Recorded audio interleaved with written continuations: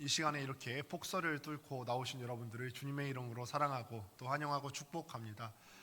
참 이렇게 눈 오는 것을 본 것이 굉장히 오랜만에 본 것 같습니다. 눈을 쓰는데 쓰는 속도보다 내리는 속도가 더 빨라서 중간에 눈 쓰는 것을 포기했어요. 다 내리거든 쓸어야 되겠다. 오늘은 철든 성도입니까? 라는 제목으로 또 함께 하나님 말씀을 함께 보도록 하겠습니다. 오늘은 먼저 보실 게 하나님의 사랑에 대한 말씀입니다. 사실은 오늘 말씀을 준비하면서 참 우리 교회 가운데 하나님께서 최근에 이런 말씀을 주시기를 원하시는구나 라는 생각이 들었어요. 왜냐하면 우리가 아침에 항상 묵상하는 말씀이 최근 큐티 내용이 호세아거든요. 근데 호세아서의 핵심적인 내용이 그거예요. 하나님께서 이스라엘 사람들의 자격 없음에도 불구하고 그들을 사랑하시고 오래 참으시는 것. 하나님께서 오늘 말씀을 통해서도 동일하게 우리에게 말씀하시기를 원하시는 줄을 믿습니다. 사랑은 포용과 용납을 포괄하는 단어죠. 사랑. 그래서 이 사랑을 제일 쉽게 나타내는 것을 어디서 볼 수 있느냐 물어본다면 우리가 흔히 표현하기를 묘사하기를 부모와 자녀 간의 관계라고 볼 수가 있을 것 같아요. 부모가 자녀를 사랑하는 그 모습에서 우리가 하나님께서 우리들을 얼마나 사랑하는가, 그 사랑을 조금이나마 표현해 볼 수 있는 게 아마도 자녀에 대한 부모의 사랑이라고 생각합니다. 부모에게 가끔 물어본다면, 저도 누군가 당신의 자녀를 얼마나 사랑한다고 물어본다면 난감합니다. 왜 난감할까요? 내가 자녀를 얼마나 사랑하는지 표현할 수 있는 단어가 이 세상에 존재하지 않기 때문에 그렇습니다. 우리가 식상한 용어로 하늘만큼 땅만큼 엄청 사랑해, 이 정도로도 표현할 수 없는 것이 부모가 자녀를 사랑하는 것 아니겠습니까? 그렇다고 자녀를 키우는 것이 사실은 그렇게 쉬운 일은 아니라는 것을 아마 많이들 아실 겁니다. 자녀를 키우는 것이 참 쉽지 않죠. 우리가 자녀를 많이 사랑하지만 그렇다고 해서 자녀를 키우는 것이 안 힘든다는 것은 아니에요. 자녀가 너무나 예쁜 짓을 해서 사랑스러워서 웃다가, 때로는 제가 왜 저러지 하면서 화도 냈다가, 때로는 속상해서 눈물을 흘린 적이 한두 번이 아닐 겁니다.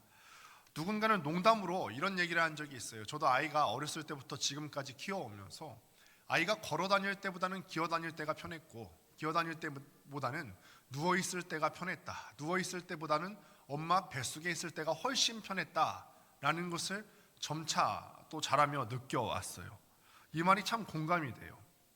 제가 얼마 전에는 이번 주에 한 목사님과 통화를 했는데 그 목사님께서는 중학생이 된 아들을 한 명 두고 있어요. 그러면서 저한테 통화를 하면서 그러는 거예요. 저는 아직 큰애가 중학생이 되지는 않았으니까 궁금하잖아요. 중학생이 돼서 사춘기가 접어들었다면서 매우 힘들대요. 이번 주에는 또 이런 일이 있었대요. 어떤 일이냐면 아빠가 목사님인데 그 아들이 그러더라는 거예요. 아빠, 내가 왜 교회에 나가야 돼요? 아빠가 목사님인데요. 이렇게 물었더라는 거예요. 근데 순간 그 말을 들었는데 한참 뒤에 생각해 보니까 저에게서도 그런 모습이 있었던 것 같아요. 고등학생이 다 끝나고 청년이 되었을 때 아버지한테, 아버지 더 다른 교회 좀 한번 경험해 보고 싶은데요. 근데 사실 아버지는 또 제가 신학생이기도 했고 여러 가지 교회의 환경들을 경험하게 해주고자 아무 말 없이 보내주시기는 하셨습니다만, 그때 아버지의 마음이 어땠을까 지금 와서 좀 공감이 되어 봅니다. 자녀를 키우다 보면은 가끔은 참 이렇게 인내가 필요할 때가 많습니다. 제가 왜 저러지? 중학생이 되었으면은 언제부턴가 그 머리를 열어보고 싶다는 부모님들도 계셨어요. 언제부턴가 아이가 태어난 지 얼마 안 된 것 같은데 얼마 안 된 아이가 돌도 안 되어서 떼를 쓰기도 하고요. 또 얼마 안 된 것 같은데 두 돌, 세 돌 지나면은 아이들이 자기가 원하는 것이 이루어지지 않았을 때는 막 손을 올리기도 하고요. 사춘기에 접어들면서부터는 도대체 그 머리에 무슨 생각을 하는 건지 알 수가 없을 때, 알다가도 모를 것 같은 우리 자녀들을 경험하기도 합니다. 청년기가 되면 좀 괜찮아질까 했는데 요즘은 이런 청년기의 시기들도 많이 늦춰져서 재정적으로 또 정신적으로 부모로부터 독립하는 시기가 점차 늦춰지고 있어요. 그러니까 부모 입장에서 봤을 때 속이 터지는 거죠. 답답해요. 그렇다고 해서 내 자녀들이 내 마음에 들지 않고, 때로는 우리의 마음을 힘들다고 해서 우리는 부모로서 자녀를 거절하거나 사랑하는 것을 포기할 수가 없습니다. 왜 그럴까요? 왜 그럴까요? 그 자녀는 나를 아무리 거절하고 나를 아무리 아프게 해도요, 그 자녀는 눈에 넣어도 아프지 않을 내 새끼이기 때문에 그렇다는 거예요. 내 자녀이기 때문에 이 아이가 나를 얼마나 힘들게 할까 상관없이 나는 이 자녀에 대해서 용납하고 포용하고 사랑해 줄 수 있다는 것이죠. 그러면서 우리가 자녀에 대한 부모의 사랑을 생각하면서 이 말씀을 준비하면서 이런 생각이 들었어요. 하나님께서는 우리에게 대해서 얼마나 인내하실까? 부모가 자녀에게 대해서 인내하고 사랑하는 정도가 이 정도라면 하나님께서는 우리 각 사람에 대해서 인내하시고 또 사랑하시는 정도가 얼마나 되실까? 고린도전서 13장을 우리가 소위 사랑장이라고 해서 사랑이 어떤 것인지에 대해서 쭉 나열하고 있는데 제일 먼저 나오는 게 뭐죠? 사랑은 언제나 오래 참고. 어쩌면 하나님께서는 사랑은 언제나 오래 참고를 제일 앞에 위치하시면서 우리에게 말씀하시고자 하는 바가 이것이 아니었을까? 내가 너희에 대해서 너희의 어떠함과 상관없이 내가 너희에 대해서 오래 참고 있었어. 너희의 어떠함과 상관없이 나는 너희를 사랑하는데 나는 너희에 대해서 오래 참는 사람이야. 오래 참는 하나님이란다. 이것을 알게 하시고자 하셨던 것이 아닐까요? 우리는 하나님을 아버지라고 부릅니다. 아버지라고 불러요. 이 아버지께서는 우리에 대해서 오래 참으시기가 한이 없으시고 또 우리를 사랑하실 때 조건 없이 제한 없이 무조건적으로 참아주시는 우리 아버지 하나님이신 줄을 믿습니다. 이 아버지의 사랑과 인내, 그럼에도 불구하고 우리가 성장하지 못하고 우리가 열매 맺지 못하는 삶을 대조적으로 보여주고 있는 장면이 바로 오늘 우리가 함께 보신 누가복음 13장 6절부터 9절까지의 말씀이 아닐까 싶습니다. 6절 말씀을 보시면요, 포도원에 무화과나무를 심은 포도원 주인에 대해서 나오고 있습니다. 여러분 한번 생각해 보실까요? 포도원이면 무엇을 심어야 될까요? 포도원이면 포도나무를 심는 것이 맞습니다. 그런데 이 포도원 주인이 포도원에 포도나무를 심어야 되는데 무화과나무를 심습니다. 고대 이 성경 시대에 이스라엘 사람들에게 있어서 굳이 포도나무와 무화과나무를 대조해서 비교해 놓고 보더라면 무화과나무보다 포도나무가 몇 배나 더 귀한 나무였습니다. 그 예를 들면 다음과 같습니다. 예루살렘에서 번제물을 태울 때 사용되는 나무들이 쭉 열거가 되어 있는데 모든 나무들이 이 제물을 태우는 용도로 사용될 수가 있었는데 두 개의 나무는 예외였어요. 첫 번째는 포도나무고 두 번째로는 감람나무, 그러니까 올리브 나무였습니다. 왜냐하면 그 두 종류의 나무에서 나는 열매들은 사람이 살아가는데 꼭 필요했던 포도주를 제공하는 것이었고 감람 기름을 제공하는 것이었기 때문에 모든 나물들은 다 제물을 태우는 용도로 사용될 수가 있었지만 그 번제물에서 포도나무와 감람나무는 제외가 되었습니다.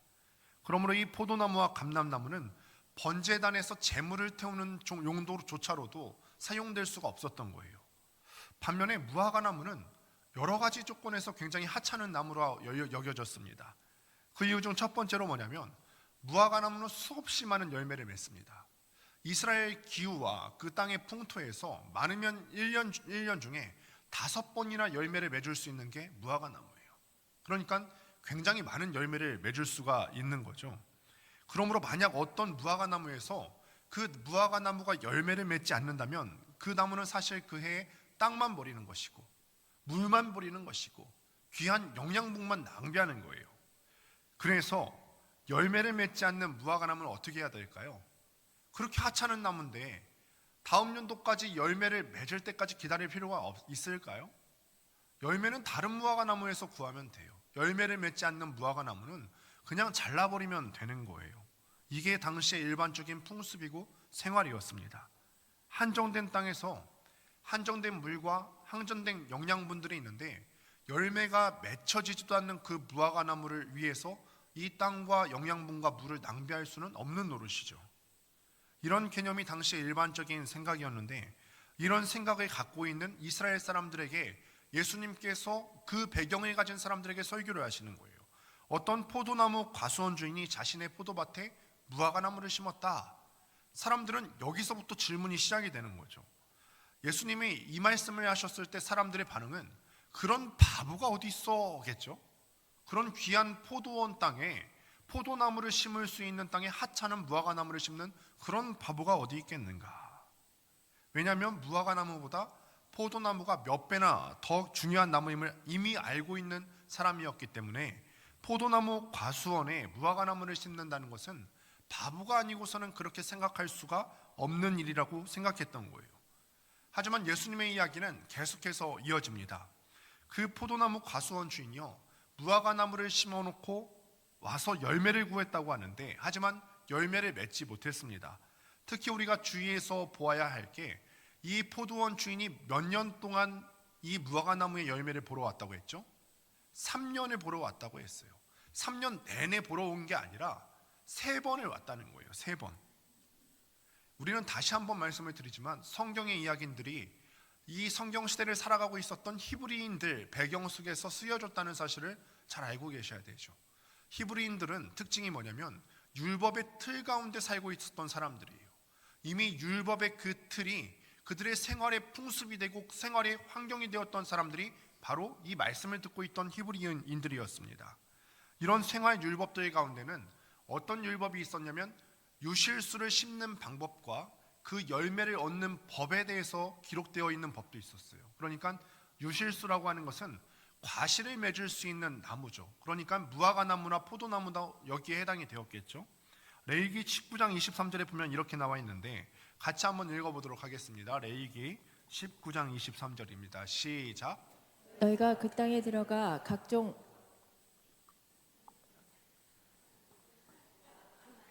다시 한번요. 저도 물 막다가 탁 막혔어요 지금. 다시 시작. 너희가 그 땅에 들어가 각종 과목을 심거든 그 열매는 아직 할례받지 못한 것으로 여기되 곧 3년 동안 너희는 그것을 할례받지 못한 것으로 여겨 먹지 말 것이요. 아멘. 그러니까 과실 맺는 나무는 몇 년 동안 열매를 얻을 수가 없어요. 3년 동안은 할례받지 못한 것으로 여겨서 과실을 얻으러 갈 수가 없습니다. 그러면 이 포도원 주인이 무화과나무 열매를 찾으러 4년째에 갔을까요? 뭔가 이상하죠. 제가 뭔가 함정을 파놓은 것 같죠. 4년째 안 갔을 거예요. 왜냐하면 4년째 되는 해의 첫 소산물은 이스라엘 사람들의 머리 가운데서는 첫 열매는 다 하나님의 것이라고 해서 하나님께 올려드리는 관습이 있었기 때문에, 율법의 틀 가운데 살고 있었기 때문에 이 포도원 주인은요 4년째에는 어차피 가지 않았을 거예요. 왜냐하면 열매가 맺혔어도 첫 열매는 다 하나님 것이기 때문에 취할 수 없을 것이라 생각해서 4년째에는 가지 않았어요. 당시 예수님의 비유를 듣고 있던 이 모든 유대인들은요 이 생활 율법에 대해서 잘 알고 있었던 그런 사람들입니다. 그러므로 이 포도원 주인, 무화과나무를 심은 포도원 주인이 그 무화과나무의 열매가 맺혔나 안 맺혔나를 보려고 첫 번째로 찾아간 해는 이 포도원의 무화과나무를 심은 지 5년째 되는 해였던 거죠. 이게 첫 번째 찾아간 해입니다. 주인이 5년째 되어서 찾아갔는데 무화과나무가 열리지 않은 모습을 한번 생각해 보실까요? 아까도 말씀드렸다시피 보통 상식이 있는 사람이라면 이 하찮은 무화과나무를 잘라버리고 더 좋은 포도나무를 심으면 그만이에요. 어차피 이 밭은 포도원이거든요. 그러니까 포도나무를 심었어도 더 잘 열렸을 겁니다. 하지만 이 포도밭 주인은 그러지 않았습니다. 6년째가 되어서 두 번째로 찾아갔을 때도 상황은 마찬가지입니다. 예수님의 이야기를 듣던 사람들은 아마 발을 동동 굴렀을 거예요. 야, 저 땅 아까워서 어떡하나? 마치 내 얘기인 것처럼 감정이입을 하면서 들었을 거예요. 저 포도원 땅, 저 비옥한 포도원 땅을 이 포도나무를 심은 것도 아니고 무화과나무를 심었는데 그 무화과나무가 5년째, 6년째가 됐는데 열매도 안 맺혔는데 그걸 그대로 놔도 아까워하면서 들었을 겁니다. 그렇다면 포도원 주인이 이 무화과나무의 열매를 얻기 위해서 세 번째 찾아온 해는 과연 무화과나무를 심은 지 몇 년째 되는 해였을까요? 그 다음 해가 7년이거든요. 7년째 갔을까요? 안 갔을까요? 안 갔어요. 왜냐하면 7년째는 안식년이기 때문에 7년째는 안 가고 이 무화과나무 열매를 얻으러 주인이 갔던 때는 8년째가 되는 해, 그때 세 번째로 이 포도원 주인이 찾아갔을 것입니다. 포도밭 주인이 무화과나무를 심어놓고 세 번째로 포도밭에 들어서는 순간 다시 그의 눈앞에 펼쳐져 있는 것은 이 비옥한 땅에 무화과나무를 심어 놓았건만 아무것도 열리지 않는 무화과나무의 빈 가지들을 보고 있는 거죠. 많으면 1년에 5번이나 가시를 맺는 무화과나무인데요. 그런데 8년이나 기다렸는데도 열매가 없으니까 이제 이 주인이 정신이 돌아온 것 같습니다. 본문 7절 말씀을 보니까 이렇게 기록하죠. 내가 3년을 와서 이 무화과 나무의 실과를 구하되 얻지 못하니 찍어버리라. 어찌 땅만 버리느냐. 이 이야기를 하고 있는 포도원 주인을 보면서 주변 사람들은 다 그렇게 생각했을 거예요. 이제 이 사람이 드디어 정신을 차렸구나. 이제는 이 아까운 땅을 더 이상 낭비하지 않아도 되겠구나. 반가워했을 겁니다. 그런데 뜻하지 않은 복병이 여기서 한 명 등장하게 되는데 바로 포도원직이었어요. 함께 8절 9절 말씀을 다시 한번 읽습니다. 시작. 대답하여 이르되 주인이여 금변에도 그대로 두소서. 내가 두루 파고 거름을 줄이니 이후에 만일 열매가 열면 좋거니와 그렇지 않으면 찍어버리소서 하였다 하시니라. 아멘. 이 말을 들은 주변 사람들은 아마 정신적인 충격이 대단했을 거예요. 왜냐하면 지금까지 얘기를 듣다가 야, 포도원 주인만 바보인 줄 알았는데 포도원 주인보다 더한 바보가 나타났네, 이렇게 생각했을 거예요. 예수님의 비유는 여기서 끝을 맺습니다. 여기서 예수님께서 말씀하시려고 했던 것은 하나님의 나라예요. 이 포도원 주인은 하나님이시고 무화과 나무는 우리들입니다. 그리고 포도원 지기는 예수님 자신을 비유로 나타내시는 거죠. 예수님의 이 비유 가운데 등장하시는 하나님은요, 바보예요. 기대할 수 없는 상황 가운데서 과실을 기대하시고, 기대할 수 없는 것에 대해서 한없이 기대하시고, 한없이 참으시고, 한없이 인내하시는 바보로 등장을 하고 계세요. 다른 사람들은 도무지 이해할 수 없는 하나님이죠. 아니 도대체 저 좋은 땅을 놔두고 포도나무를 심지 않고 왜 무화과 나무를 심지? 가뜩이나 무화과 나무는 1년에 5번씩이나 열매를 맺을 수가 있는데 1년이 아니라 2년이 아니라 3년이 아니라 8년이 지나도록 열매를 맺지 않는 무화과 나무를 왜 도대체 참고 있냐는 거지. 그 보잘것없는 무화과 나무가 열매를 맺지 못했는데도 몇 년을 기다린다는 것은 이해할 수 없는 것이 당시 사람들의 상식이었다는 거예요. 사랑하는 성도 여러분, 제가 이 본문 말씀을 묵상하다가 마치 하나님께서 우리를 보는 듯한 장면이 기억이 났어요. 이 열매 맺지 못하는 삶이 무화과 나무 같은 우리의 삶이 아닐까. 사람은 나이가 먹고 성장할수록 성숙하게 되어 있습니다. 그게 정상이에요. 알지 못하는 것에 대해서도 우리가 점점 더 알아가게 되고, 무엇을 해야 되는지, 무엇을 하지 말아야 될 것인지, 사람이 자라가면서 나이가 먹을수록, 세월이 지나갈수록 이것들에 대해서 더욱더 깨달아져 가요. 나이가 먹고 시간이 가는데도 성장하지 않고 지식이 그대로 있다면 이거는 정상이 아니죠. 한 번은 제가 초등학교 6학년 때 일입니다. 제가 언젠가 말씀을 드린 적이 있는데 크리스마스가 다가오는 때인데 주일학교에서 논쟁이 붙었다고 들은 적이 아마 있으실 거예요. 산타클로스가 과연 있는가? 제가 이때 나이가 몇 학년이라고요? 초등학교 6학년이요. 목사님의 아들인 제가, 초등학교 6학년인 제가, 여러 주일학교 학생들과 논쟁이 붙었는데 저는 산타클로스가 있는 쪽에 붙었을까요? 없는 쪽에 붙었을까요? 있는 쪽에 붙었어요. 목사님의 아들인 제가요. 그것을 근처에서 지켜보고 있던 부모님께서요, 차마 부끄러워서 그 자리에서 말씀 못하시고 집에 들어가서 말씀하시는 거예요. 영광아, 산타클로스는 없단다. 여태 선물은 아빠 엄마가 남겨놓은 거야. 전 말 안 해주면 모르거든요. 말을 해줘야 알아요. 저는 뭔가 이렇게 여러분 답답하신 거 있으면 말씀해 주세요. 전 말 안 해주면 절대 모릅니다. 저는 산타가 없다는 사실을 초등학교 6학년 때 알았습니다. 우스운 일이지만요, 부모님이 제가 초등학교 6학년인데도 산타가 있다고 말하는 것을 왜 부끄러워하셨을까요? 이게 왜 부끄러운 일이죠? 알만한 것을 몰랐기 때문에 그래요. 6학년이 아니라 3학년, 4학년이면 다 알만한 때거든요. 산타클로스가 없다는 건요, 알만한 때 알았어야 돼요. 나이가 먹으면 그 나이에 맞게 성장하고 나의 어떤 지적인 부분도 같이 맞춰서 성장해야 되는데 미성숙했기 때문에 그렇습니다. 만약에 제가 지금까지도 산타가 있다고 말한다면 여러분 저를 어떤 시각으로 보시겠어요? 비정상이다. 비정상이다. 미성숙조차가 아니라 비정상이라고 생각하시지 않겠습니까? 나이에 맞게 지적인 영역도 함께 성장해 나가야 되고, 알 것은 알아가고 모를 것은 모르고 그래야 되는데 알 것을 알지 못한다면 비정상인 거죠. 말씀을 시작하면서 제가 자녀들에 대한 얘기를 했죠. 자녀들이 어릴 때는 실수해도 용납되는 것들이 많습니다. 또 용납해야 되고요. 때때로 아주 어렸을 때는 대소변을 못 가릴 때도 있고요. 예의 없게 굴 때도 있습니다. 그런데 자녀가 자라는데 20살이 되고 30살이 됐는데도 불구하고 이런 미성숙한 행동이 지속되어진다면 어떻게 될까요? 비정상 아닙니까?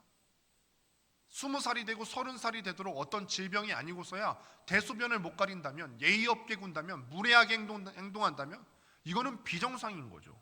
비정상. 사람은 5살이 되면 5살 때 알아야 될 것들이 있고 10살이 되고 20살이 되고 50살이 되고 60살이 되면 점점점 알아가고 성숙하고 성장해야 되는데, 시간이 감에도 불구하고 사람이 성숙하지 않는다, 성장하지 않는다, 이것은 뭐라고요? 비정상이에요. 비정상. 생명이 있는 것은요, 세포가 분열하고 성장해요. 성장하지 않는다는 것은요, 사람 안에 생명력이 없다는 거예요. 신앙생활을 했는데도 세월이 오래 흘러갈수록 그 사람이 성장하지 않고 인격이 성숙하지 않는다, 그러면 그 안에 영혼의 생명력이 없다는 뜻이죠. 그렇다면 다시 한번 우리 스스로에게 물어봅니다.